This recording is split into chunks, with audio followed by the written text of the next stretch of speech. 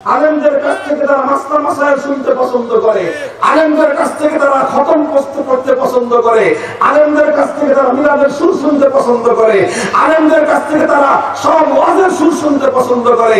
কিন্তু আলেমরা যখন রাজনৈতিক কোনো মতামত দেন, কোরআন সুন্নাহর আলোকে যখন রাজনৈতিক কথা বলে, তখনই আপনাদের মধ্যে গাত্রদাহ শুরু হয়। এই নিয়ে আপনাদের সঙ্গে আমাদের অনেকবার লড়াই হয়েছে। আপনারা আমাদের কণ্ঠ চেপে ধরবার চেষ্টা করেছেন, কিন্তু আমি তো শুরুতেই বলেছি, আপনারা যেরকম এক সরকারের এক দলের দল করেন, আমরা আরেকজনের দল করি। আমাদের পূর্বপুরুষ আল্লামা ফরিদপুরি রহমাতুল্লাহি আলাইহিকে সদর সাহেবের কণ্ঠকে সে যুগের স্বৈরাচারীরা বন্ধ করতে পারে নাই, রুদ্ধ করতে পারে নাই। সদর সাহেবের সন্তানদের কণ্ঠ রুদ্ধ করতে পারবেন না। আপনাদের কাছে ভালো মনে হয় যারা এই কথাটা একটা ভালো পরামর্শ দিছে, আগামী দিনে আবার হয়তো আপনারা রাজনীতিতে পুনর্বাসিত হবেন, তাহলে এই ভুলটা সংশোধন করে আইসেন। আর যদি না আসেন, আমাদের সাথে যুদ্ধ বন্ধ হবে না। আপনারা মারবেন, আমরা মরবো, আমাদেরকে মেরে শেষ করতে পারবেন না।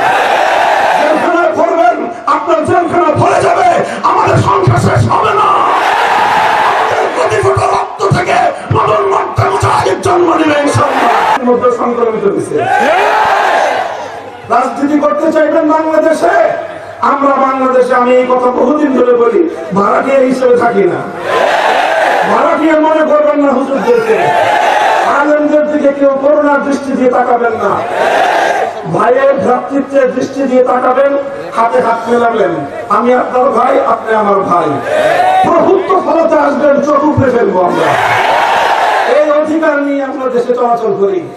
এদেশের প্রতি ইঞ্চি মাটি আমরা খরিদা সূত্রে মারি, খরিদ করেছি। কারো দায়া দাক্ষিণ্যে আমরা দেশে বসবাস করি না। বলবেন কি দিয়ে কিনেছেন? রক্ত দিয়ে কিনেছি। পূর্বপুরুষদের প্রতি ফোঁটা রক্ত দিয়ে আমরা এই জমিন খরিদ করেছি। রক্ত দিয়েছেন আমাদের পূর্বপুরুষ সৈয়দ আহমদ শহীদ রহমতুল্লাহি আলাইহি।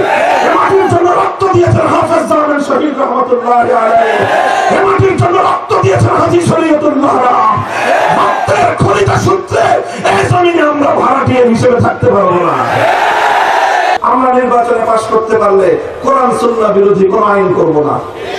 এটা আমার বানানো কথা না, এটা শেখ মুজিবুর রহমান সাহেবের জন্মভূমিতে দাঁড়ায় চ্যালেঞ্জ করে বলে গেলাম, যদি 70 নির্বাচনে আওয়ামী লীগের নির্বাচনী ইশতেহার এই কথাটা না থেকে থাকে, আগামী দিনে আর কোনোদিন মানুষের সামনে ভাইকে কোনো কথা বলবো না। আমি এই কথা ছিল তার 70 নির্বাচনে তিনি ঘোষণা দিয়েছিলেন, এটা জাতির সঙ্গে তার অঙ্গীকার ছিল, ওয়াদা ছিল, এই কমিটমেন্ট ছিল।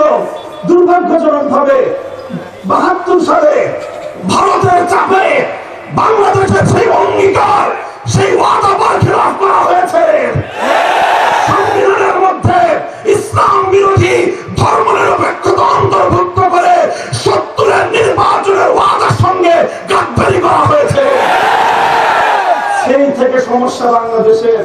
72 থেকে 2024 সাল ভারত এই তার সাংবিধানিক বাধ্যবাধকতার মাধ্যমে, ভারত তার সংবিধানের মূলনীতিগুলো আমাদের বাংলাদেশের সংবিধানের উপর চাপিয়ে দিয়ে গোটা বাংলাদেশকে সে তার সেবা দাসে পরিণত করতে চায়। আজ বাংলাদেশের অন্তর্বর্তীকালীন সরকার এখন কানে পানি ঢুকছে, এখন কানে পানি ঢুকছে। আমাদের হিম্মত অনেক বৃদ্ধি এখন, আলহামদুলিল্লাহ। যে জাতির সন্তানেরা বুক পেতে জালিমের বুলেটের সামনে নিজের বুক পেতে দিতে পারে, যে জাতির মায়েরা আবু সাঈদের মতো সন্তান গর্ভে ধারণ করতে পারে, লক্ষ আবু সাঈদ বাংলার ঘরে ঘরে আছে। এরপরে বিপ্লব হবে আল্লাহর জমিনে, আল্লাহর কোরআনের শাসন কায়েম করবার বিপ্লব। বলবো না, ব্যাপারটা এমন না। আমরা যেহেতু রাষ্ট্রের নাগরিক, শুধু নাগরিক নয়, বরং আমরা রাষ্ট্রের দায়িত্বশীল। বলতে পারেন হুজুর আপনাদেরকে আবার দায়িত্ব দিল কে? আমরা কারো কাছ থেকে দায়িত্ব নেই না, আল্লাহর পক্ষ থেকে দায়িত্ব প্রাপ্ত। এই আপনাদের অনেক ভুল আছে, এটা তো মানেন। ভুল ত্রুটি সবার থাকে, আমাদেরও ভুল আছে।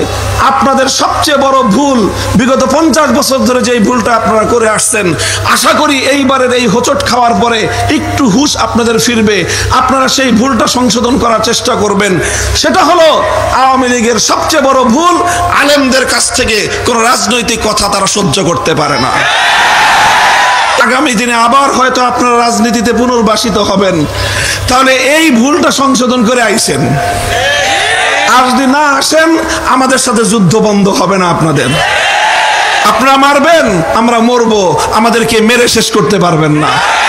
জেলখানায় ভরবেন, আপনার জেলখানা ভরে যাবে, আমাদের সংখ্যা শেষ হবে না। আমাদের প্রতি ফোঁটা রক্ত থেকে নতুন মধ্যে মুজাহিদ জন্ম নেবে ইনশাআল্লাহ। আর এই আওয়ামী লীগের দেখা দেখি এই চরিত্র বিএনপির মধ্যে সংক্রমিত হয়েছে।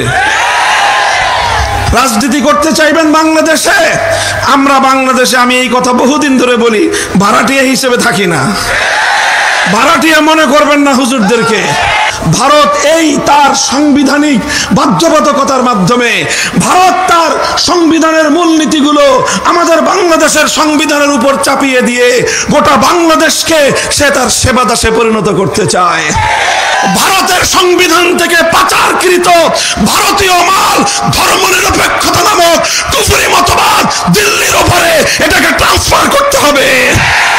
বাংলাদেশের সংবিধান থেকে ধর্মনিরপেক্ষতাকে বাতিল করে আল্লাহর উপর আস্থা, বিশ্বাস, ঈমানের ধারা ফিরিয়ে আনতে হবে।